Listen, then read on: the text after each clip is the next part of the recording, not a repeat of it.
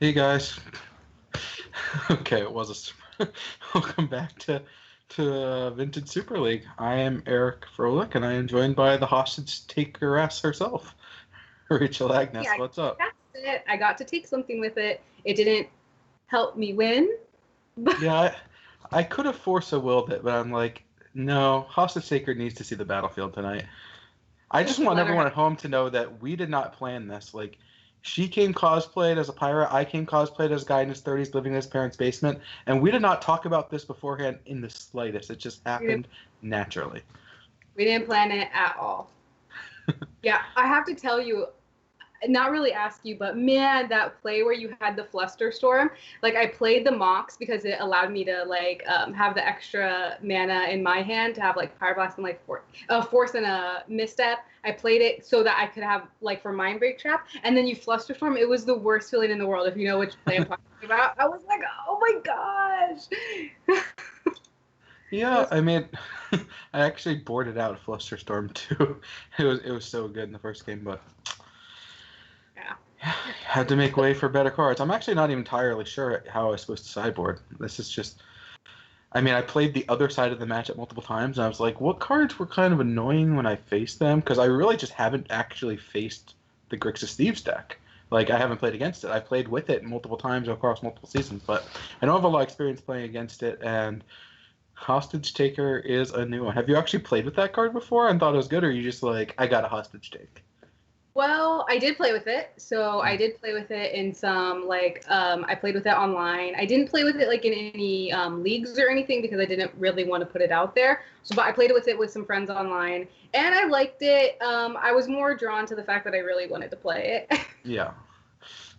Is it the best? Is it going to like revolutionize vintage and everyone's going to be playing hostage taker? No, but I liked it and I like the cool stuff that you can do where you like can take like certain artifacts, like Yeah. problematic artifacts, and then not play them and things like Well, just that. taking a mock, you just get to play it for free automatically, right? That's Oh kind yeah, of cool.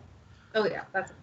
So, I and mean, then that's I wanted to play like JVP, but I couldn't figure out a way to get him in. I already trimmed to 3 mental missteps, like instead of four, because oh, I'm brutal. like so many four draws. Yeah, the all blue four drop deck against the everyone playing main deck Pyroblast in VSL is is a serious gamble. I like it though. It definitely shows the heart, going with the heart of the pirate. Like, can we take a look at Rachel's deck? Do we have that, or I have no I idea. brought an eye patch too, but then I realized when I put the eye patch on, I couldn't see like any cards. Yeah, I've been there. I've actually played with an eye patch in the PT. It Yes. was Oh, but you're like a real you were pirate. cosplaying as me. Oh, I see. Okay. Exactly. I'm not the hostage taker. I'm actually Eric. Yeah. Oh, that was fun. No one made fun of that at all, let me tell you. All right, Aw. so this is Rachel's deck, and it's a sweet one. I love decks like this. Obviously, I played a similar deck in the first trimester. Of course, Hostage Taker wasn't legal. If it was, I probably still wouldn't have found it, but it is sweet. Yeah, and I played it. I'm playing a dismember because that was my way of saying, wow, I have so many four drops. I should play something I can cast on turn one. Yeah, for sure. No, I did the same thing. I played Dismember in the first set as well, just because, yeah, the deck definitely does get clunky. I mean, Notion Thief, as we saw in game two, just annihilated me, and it definitely does that. You don't have an answer immediately, and you're not going to find one because you can't actually draw extra cards. Like, my opening hand was, I was on the draw. I had Library as one of my 5 lands to go with, like, I don't Yeah. know, a Brainstorm or Preordain, one of those, and a Young Pyromancer, so my hand's totally fine.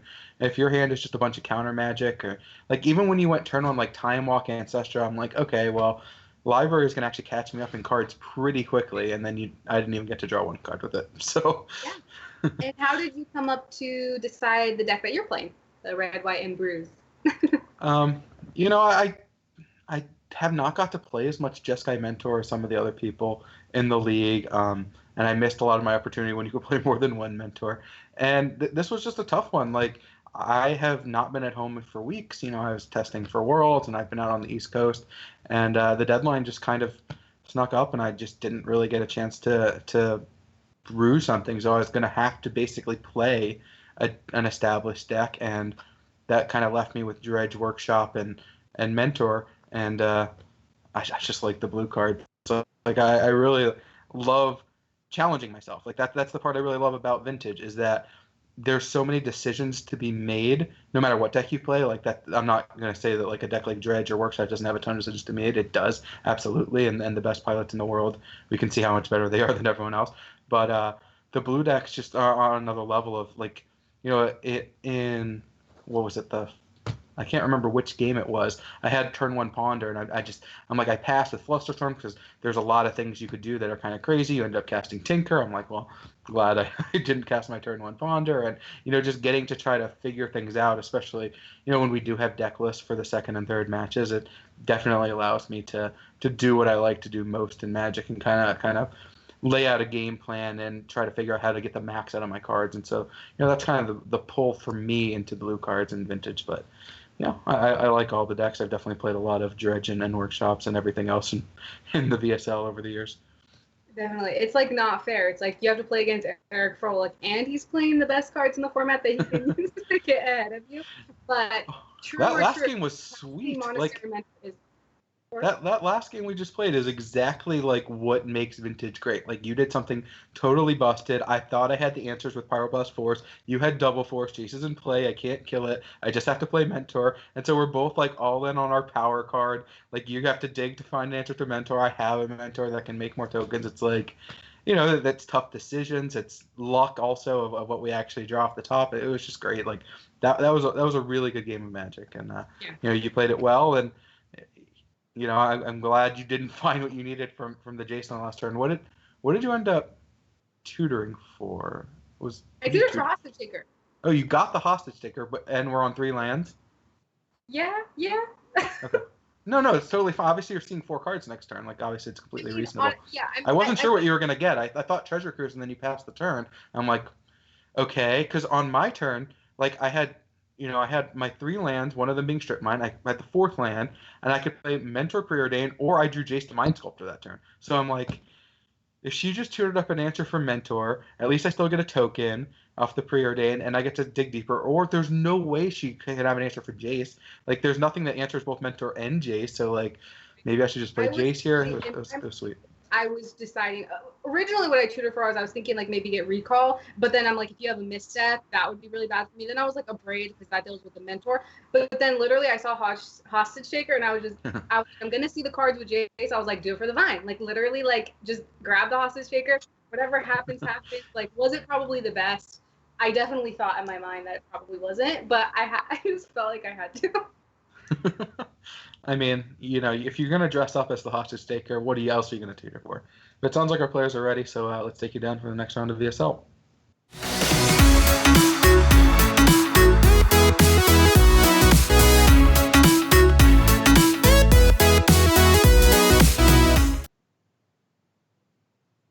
Welcome back to Vintage Super League. We've got Erin Campbell on her signature deck. Dredge just took down the Vintage Challenge this weekend. And Paul on We Are the Champions, apparently it's called. This deck looked pretty sweet. I didn't get to see too much of it in our match. Like, game 1, my draw was just total garbage. Couldn't find red mana. Game 2, his draw was total garbage, and mine was completely absurd. And then game 3, I got to cast some go wide restricted cards. Erin mulliganing to find a Bazaar, but she gets there on 5 and has, Dredge card and 2 Bloodghast. So actually a pretty good 5. Yeah, absolutely. Paul won the roll. I assume that this game for Paul is very close to 0%. What do you think? Like, yeah, I think so. Even like a great 7. Yeah, it's. I mean, you can see it's like he has Black Lotus, and it's just, oh well. Yeah, like, what's he going to do? Like, even if he gets out 2 champions and grows them to 10/10s, like, this Dredge deck just gets to put out so many zombies so quickly.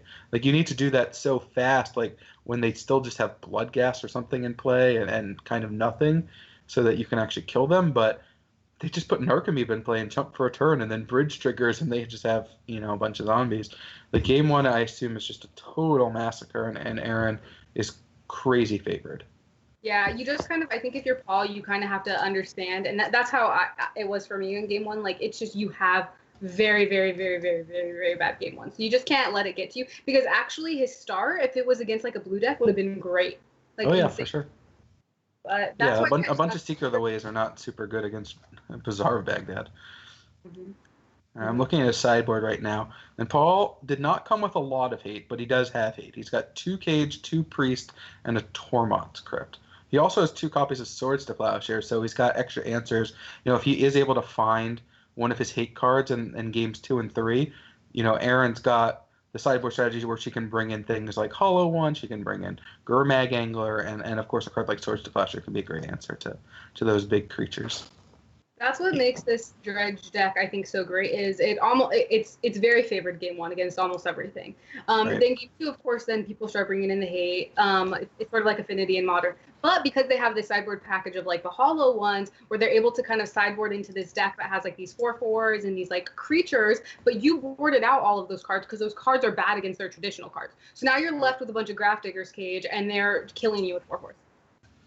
Interesting, probably one of the best cyber cards against Dredge is also extremely good against Gurmag Angler and Rest in Peace. That's true. But I guess a lot of people are kind of moving away from Rest in Peace because there's so many other great cards, and everyone's kind of playing Snapcaster or Jace Vryn's Prodigy. So maybe that's just the case where you're able to get away with basically a Gurmag Angler package because people's Dredge hate has become things like Ravenous Trap. Although that's also pretty decent against needing to delve as well. Containment Priest, though, not a great answer to a 5/5. No. Paul's deck, though, can make his own 5/5s and much bigger creatures just by, playing one of his new Quirion Dryad, the champion, and it's just letting it get out of control. Yeah, in your match with Paul, when Aaron and I were doing commentary, I said, hey, like these like newer cards are showing up. I don't know if it's because it's the brew and everyone's like trying to like look for cool cards, but they're putting in a little bit of work. Like Quirion Dryad is a card that I think both Paul and I played a lot when we were kids. Like Paul and I have been playing Magic together for 18-ish years. I mean, like I think that's when I first met Paul and kind of got to know him a little bit. Maybe it was like 16 years. It's been a long time though, and Quirion Dryad was as fun a card as you had. Like Miracle Grow was one of the sweetest decks in the history of Magic, in my opinion, and so no big surprise that awesome brewer Paul Rietzl is gonna come up with a brew that is based around like a new Quirion Dryad card. Yeah, and I mean, I was talking to Erin too, is the thing with her deciding to play Dredge is if she waited till the 3rd week, everyone would kind of be able to say for sure that she definitely on Dredge. So it's probably best for her to play second week. Once I started thinking about that, and I thought, she's going to be Dredge due to the fact that if she played in 3rd week, everybody was going to play this card. Yeah, I actually put in one extra Dredge sideboard hate card because I thought that this was the most likely week for her to play Dredge and for you to play Dredge. Hey. No, definitely. But I mean, I still don't have a lot. I literally put in one extra. It's not like I'm going all in. Yeah, I definitely I'm like notoriously bad with skipping on my graveyard hate, and I did not this time. Not that it really helped me at all. Yeah, I mean that's kind of the thing. Like this deck, it sometimes just does its thing. Although like you got kind of unlucky in that her game 2 draw, she had to mulligan to 6, but she found Bizarre, Force, and blue card for your Tinker. So like that's just brutal. And you would have been a reasonable dog in game 3 even if you got there in game 2, but not like this. This is a classic like this scenario. You're like, I got my draw that can actually be fast enough to beat Dredge. I'm turn 2 tinkering. Like it might not even be enough, but at least let me have this. And she's just like, no, nothing for you. And then poor Paul, he's having to not like this moment as well. Oh, I know those feels, but this is something that we talked about already when they basically started. He found his Seeker of the Way, so he's fine. Yeah, can't lose.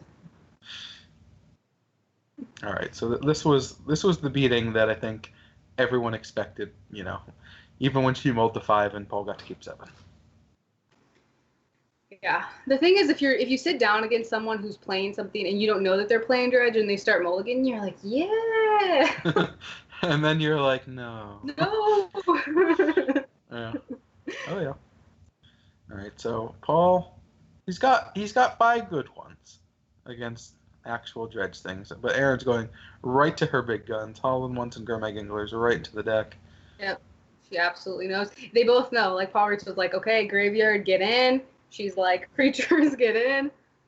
So Yep. it's interesting if you're Paul Rietzl because then you kind of like are thinking like it's not really worth it to leave the cards that interact well with Hollow One in because, you know, that's still Yeah, not that's good. yeah. I don't actually know. Like obviously neither of us have played either side of this matchup ever, and probably never will. But is a 4/4 on turn two good against a deep root champion? Probably not. No. I'm sure it's fine. Like, but is Yeah. it good? I don't know. I don't feel like I need to have cards to answer that. Like Search the Plowshare is already fine-ish. It's going to be better than a lot of your cards just because you have so many bad cards. Yeah. So him keeping in swords, that's an extra answer to something like Gurmag Angler. But his deck probably plays out pretty decently against it, and of course he still has his full play set of Force of Wills. That's not going to be Yeah. boarded out either. So I don't know.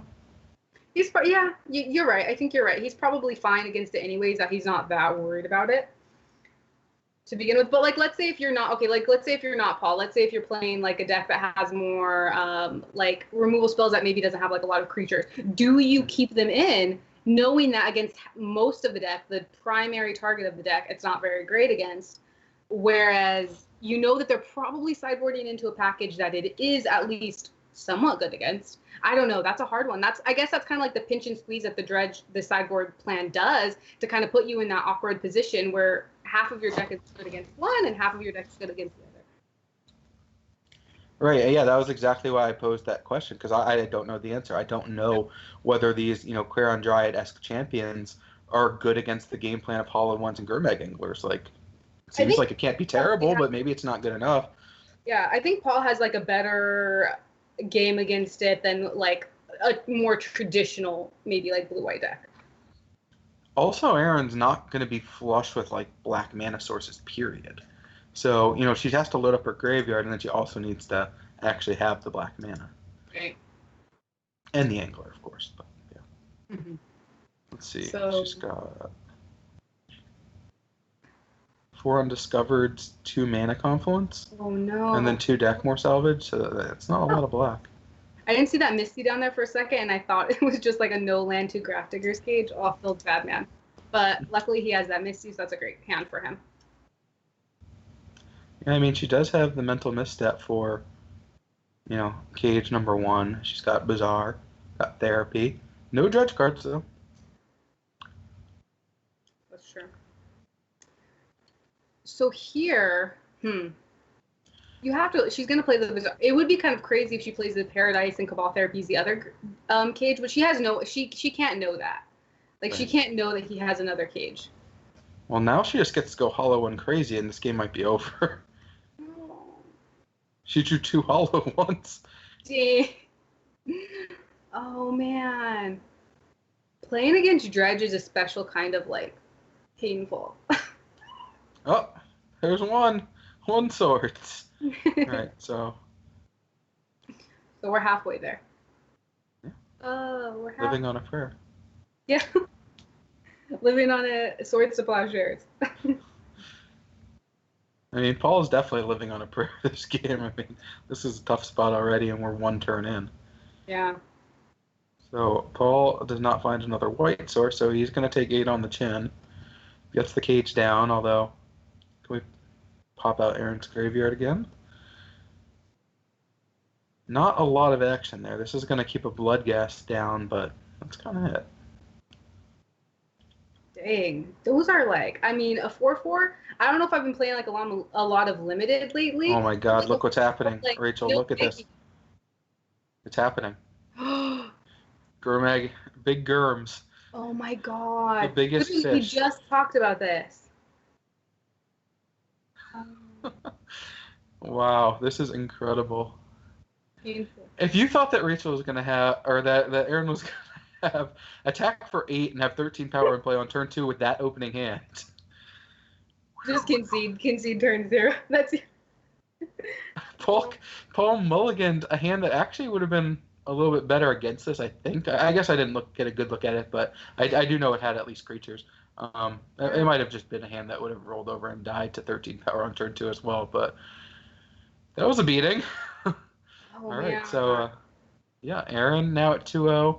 Paul at 0-2. I know You guys have an important battle coming up. we do. What are you thinking? How do you feel about it? I don't know. That's what I like to see. Confidence. Yes. You know Okay, what's I'm good against a 1-1 with 10 counters on it? What? You know what's good against a 1-1 Merfolk with 10 +1/+1 counters on it? Hostage taker. That's true. What are you gonna do? Just mess them up. Yeah, exactly. Right. So coming up next, I'm going to be in the booth with Erin. Rachel's getting back down there. She's going to take on Hall of Famer Paul Rietzl. It is going to be a battle, so stay tuned.